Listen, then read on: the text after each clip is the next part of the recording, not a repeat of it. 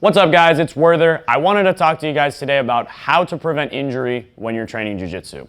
So, like any other physical activity, there are risks of injury when you're training jiu-jitsu, and some of them are generalized, like when you're doing any sort of athletic endeavor. Others are specific to jiu-jitsu. So I want to talk more about the ones specific to jiu-jitsu, but I'll give you guys some general tips too. Number one, be selective about who you train with. This is more of a general statement. I don't believe this applies to everybody. Like if you're a high-level competitor, for instance, your selection process is gonna be more geared towards like who you need to train with in order to improve certain skill sets. It's not necessarily gonna be about preventing injury. When you're at that level of jiu-jitsu, you should have a decent idea already of the movements and things you should do while rolling in order to not get hurt. This is more geared towards beginners and people that are older, people that have pre-existing injuries. Everybody knows that beginners, white belts, no offense, you guys are probably the most dangerous people in the room. And it's not your fault. It's because you haven't internalized the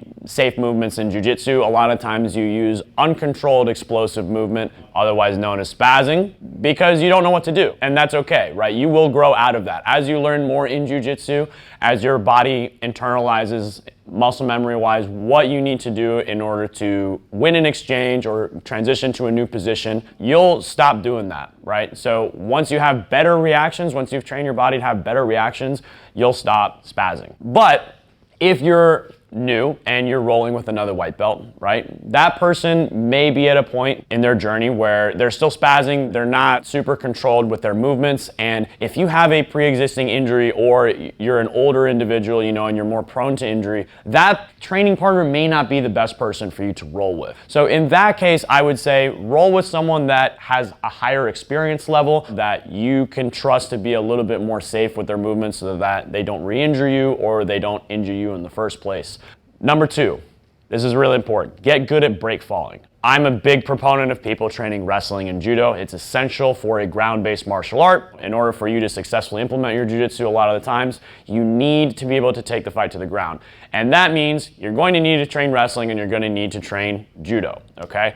But you should not do those things in a live setting until you have gotten reasonably good at break falling. So that means you're not posting out with your hands anymore. You're not hitting your head on the mat when you're falling backwards, right? You're tucking your chin, you're turning, you're spreading the impact out over your body over time. Get good at break falling before doing lots of live rounds with wrestling and judo. And I would say when you first start, just like I said in the previous tip, do so with someone that you can trust to not use a lot of uncontrolled explosive movements, and that's going to control your fall and control the takedown. More experienced guys, like experienced wrestlers, experienced judokas, those would be better people to train with. Number three, if you are hurt, don't turn that hurt into an injury, right? So if you have, if you have particular soreness on your elbow because maybe someone yesterday put you in an arm bar and they kind of hyperextended it a little bit. Be careful about turning that minor hurt or minor injury into a major injury, right? So don't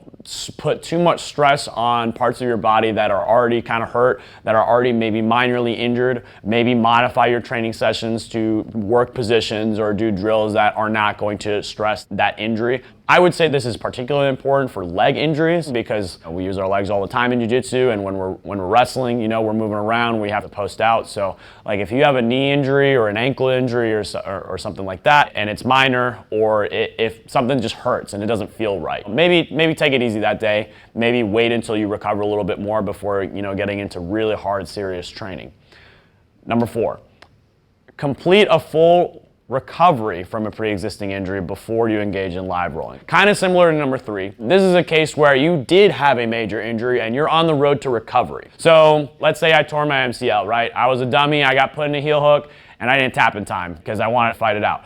And I had a slight tear. I'm gonna sit out of live rolling until I feel close to 100%, because I don't want to get put in a position where that ligament gets strained and then now I re-tear and now I'm out for an even longer period of time. Ultimately in jiu-jitsu, your goal is to progress as quickly as you can and over a long period of time.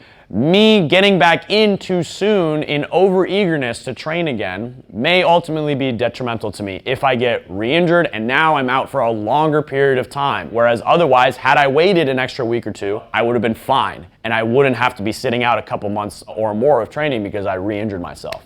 Number 5, this one is also very important, guys. Tap early and tap often, okay? Do not let your ego get in the way of your jiu-jitsu journey by holding out, trying to really strain and fight against the submission. You wait too long, you tap too late, and you suffer an injury. Even if it's minor, when you have minor injuries, it prevents you from doing certain things when you're live rolling. So you want to make sure that you're being safe about this. Ultimately, when we're training, you should never get injured because you held out for a submission while training. You should always tap before the point to where the injury starts to become a serious risk. This is especially true for joint locks. For chokes and strangles, you can fight it out a little bit more because you probably have a better sense of like when you're about to pass out and you can tap before that. But when it comes to joint locks, guys, be really safe about this stuff. Don't let your arm get hyperextended in an arm bar.